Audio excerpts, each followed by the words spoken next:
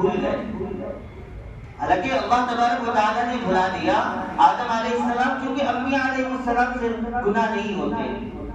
ہاں آج جتنے بھی انبیاء علیہ السلام دنیا کے اندر تشریف لائے ان سے کسی سے گناہ نہیں ہوتا, گناہوں سے پاک ہوتے ہیں. تو آدم علیہ السلام کو اللہ تبارک و تعالیٰ نے بھلا دیا. قرآن مجید نے اس کا ذکر کیا فنسی آدم علیہ السلام بھول گئے.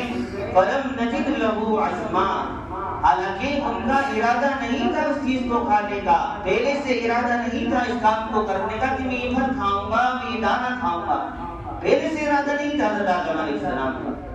لیکن کیا ہوا, جیسے ہی حضرت آدم علیہ السلام نے حضرت حوا علیہ السلام نے اس دانے کو کھایا, ویسے ہی جنت کا لباس اتر گیا. کیونکہ غلطی کی انہوں نے, اللہ نے جس چیز سے منع کیا تھا انہوں نے اس کو کھا لیا. جیسے ہی کھایا اس چیز کو تو اللہ تبارک و تعالیٰ نے ان کے جسم سے جنت کے لباس کو اتار دیا. تو میرے محترم بزرگوں اور عزیز ساتھیوں, ہم دنیا کے اندر رہ کر ہم کیسے کیسے گناہ کرتے ہیں. اگر اللہ تبارک و تعالیٰ ہمارے گناہوں کو ظاہر کرنا چاہے تو کیا ہوگا, آپ خود سوچیے اس بات. لیکن میرے اللہ نے ہم پر رحم کیا, ہم اس امت سے محبت کی, آقا علیہ السلام کے صدقے ہم سے محبت کی, اس امت سے محبت کی. اس کے ذریعے اللہ تبارک و تعالیٰ نے ہمارے سارے گناہوں کو چھپا کے رکھ دیا. حدیث شریف کے اندر آتا ہے کل قیامت کے دن اللہ تبارک و تعالیٰ بندے سے کہے گا کہ تو چاہتا ہے کہ تیرے گناہ میں تیرے ماں کو بتاؤں, تیرے باپ کو بتاؤں, تیرے بھائی کو بتاؤں, یا تو یہ چاہتا ہے کہ تو جہنم میں چلا جائے. تو بندہ کیا کہے گا, کہ اللہ تو میرے گناہوں کو اپنے گھر والوں پر ظاہر نہ کر, ان کو نہ بتا, تو مجھے جہنم میں ڈال دے. تو میرے محترم بزرگوں اور عزیز ساتھیوں, اللہ تبارک و تعالیٰ یہ کہتا ہے, ہم سے محبت اتنی کرتا ہے اللہ تبارک و تعالیٰ کہ ہر حال میں ہمارے لیے تیار ہے. ہم سو رہے ہیں, ہم سو رہے ہیں, اللہ تبارک و تعالیٰ ہماری حفاظت کر رہا ہے. اللہ تبارک و تعالیٰ ہماری حفاظت کر رہا ہے. ہم سو رہے ہیں, اللہ تبارک و تعالیٰ جاگ کر ہماری حفاظت کر رہا ہے. حضرت ذوالنون مصری رحمۃ اللہ علیہ ایک مرتبہ جا رہے تھے, راستے میں دیکھا کہ ایک کیڑا ہوتا ہے, وہ زہریلا ہوتا ہے, وہ جا رہا ہے, جس کو بچھو بولتے ہیں. وہ بچھو اس جنگل میں جا رہا ہے. تو حضرت ذوالنون مصری رحمۃ اللہ علیہ نے دیکھا کہ یہ کہاں جا رہا ہے, بڑی تیزی سے جا رہا ہے. حضرت ذوالنون مصری رحمۃ اللہ علیہ نے اس کے پیچھا کیا. وہ چلتے گئے, دیکھتے گئے کہ ایک ندی کے پاس وہ پہنچا اور ایک کچھوا پہلے سے وہاں پر موجود تھا. تو وہ بچھو نے چھلانگ لگائی اور اس کچھوے پر بیٹھ گیا.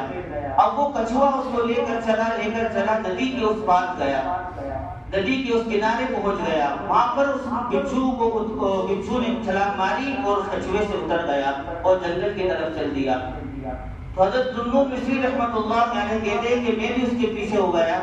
جب وہ جنگل میں پہنچا ندی پار کر کے, تو میں نے دیکھا کہ ایک آدمی سویا ہوا ہے اور یہ بچھو تیزی سے جا رہا ہے. تو میں نے ایک چھڑی اٹھا لی, کہیں ایسا نہ ہو کہ اس آدمی کو ڈس لے, اس آدمی کو ڈر مار دے جس سے کہ وہ مر جائے, اس کو تکلیف ہو. تو میں نے فوراً چھڑی اٹھا لی, اگر ایسا ہوگا تو میں اس بچھو کو مار دوں گا. تو حضرت ذوالنون مصری رحمۃ اللہ علیہ دیکھتے ہیں کہ ادھر سے ایک زہریلا سانپ آ رہا ہے اور وہ آدمی کے پاس آ رہا ہے جو جنگل میں لیٹا ہوا ہے. تو جیسے ہی اس آدمی کے پاس وہ سانپ آیا تو یہ بچھو نے اس پر اچھل کر اس پر حملہ کیا, جس سے کہ وہ سانپ مر گیا. اور پھر واپس بچھو روانہ ہوا, وہاں سے ندی کے پاس پہنچا. کچھوا پہلے سے موجود تھا, کچھوے پر بیٹھا اور ندی کے واپس اس پار آ گیا.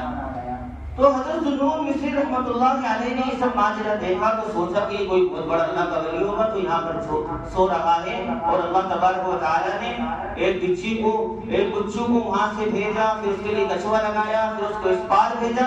تو کوئی بہت بڑا اللہ کا ولی ہوگا, تو اس کو اٹھا کر میں اس سے دعا کروا لیتا ہوں اپنی مغفرت کی. تو حضرت ذوالنون مصری رحمۃ اللہ علیہ نے جب اس کو اٹھایا, اس شخص کو اٹھایا, تو اس کے منہ سے شراب کی بو آ رہی تھی. اس کے منہ سے شراب کی بو آ رہی تھی۔ حضرت ذوالنون مصری رحمۃ اللہ علیہ نے جب اس کو دیکھا تو حیرت کرنے لگے، افسوس کرنے لگے، اور اس سے کہا کہ انسان، اے اللہ کے بندے، تو یہاں سویا ہوا تھا اور اللہ تبارک و تعالیٰ تجھ سے محبت کرنے والا رب تیری حفاظت کر رہا تھا، تو گناہ کر کے سویا ہوا تھا اور تیرا رب جا کر تیری حفاظت کر رہا تھا۔ جب اس نے سائڈ میں دیکھا تو اس کو سام بنا ہوا دکھا تو اس کی آنکھوں میں آنسو آ گئے اور فوراً اللہ تبارک و تعالیٰ سے توبہ کی۔